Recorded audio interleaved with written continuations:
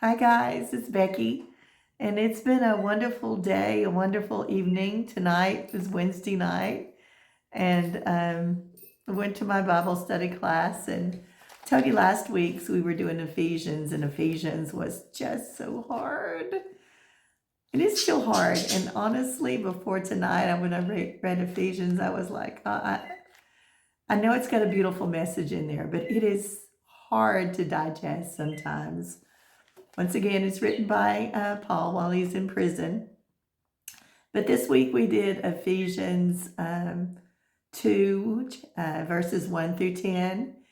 And I was so excited about it. When I got home, I wrote papers because I didn't want to ooh and ah as I'm trying to get through this. I was just so motivated when I came home, not cooking tonight. I just came home, grabbed my Bible, couldn't wait to write stuff down, and this is what I want to share. And I hope you enjoy me sharing it because I don't know, it was just great. Sam's behind me, so he might be making lots of noise. So I wanted to start with this. When I look in the mirror, this is what I see. Fine, thin hair that's graying. I've got blue eyes and they are hooded. I mean, they're not, or maybe it's just my chunky face, but they're hard to open sometimes. I got crow's feet around my eyes. I've got these little fine lines around my mouth. Someone told me it was because I used a straw. Don't know for sure. I have these sagging parentheses right here about drive me nuts. I have this big old line on my neck that I've had forever because I sleep with my head down. And that really bothers me. It makes me look old. I got age marks on my hands and on my neck, and my ladies are sagging and my butt sagging. And when I look in the mirror, I don't see, I mean, I see me, but I don't think what I see is beautiful. I think it's just me getting older every year. But this is what, Pippin, go away. This is what God sees. According to Ephesians 2:10, God says, I am his masterpiece. Pippin. Pippin's pushing the phone away. I am God's masterpiece. This right here, not my physical self, but in my heart because he's with me. That was the beautiful part. Not this. It's my heart, my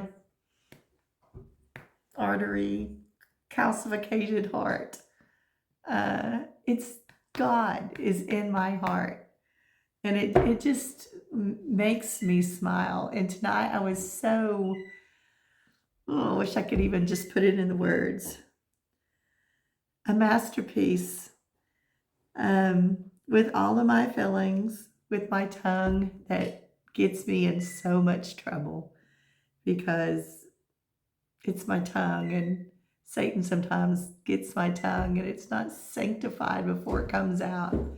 And then I always regret it if something comes out of my mouth and I could just wish I could eat the words back, but I can't. My thoughts. My thoughts are worldly, and the world pulls me. It pulls me in a lot. I worry about what I look like, what other people think about me. I worry financially. I have so many things that I struggle with that's not godly. I'll just say that. I struggle with that a lot.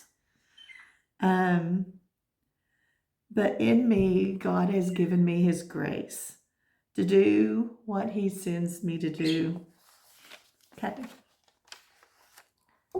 Good works are fruit of our salvation. And I'm writing this because I wrote this down because I didn't want to forget it. I wanted to get through it. Like a peach. I didn't create the peach, but I get to enjoy the peach. I enjoy its juicy nectar and its flavor. And I absolutely love peach cobbler. So I can take that peach and I can mix it with sugar and cinnamon and butter and put it on that beautiful crust and bake it, and it gets all bubbly. And you want to just dip it and eat it while it's hot. And I love a scoop of ice cream on it. I like food. But here's the thing, I didn't create the peach. I just get to enjoy the peach in all of the many different ways that we can use it. And that's like my salvation.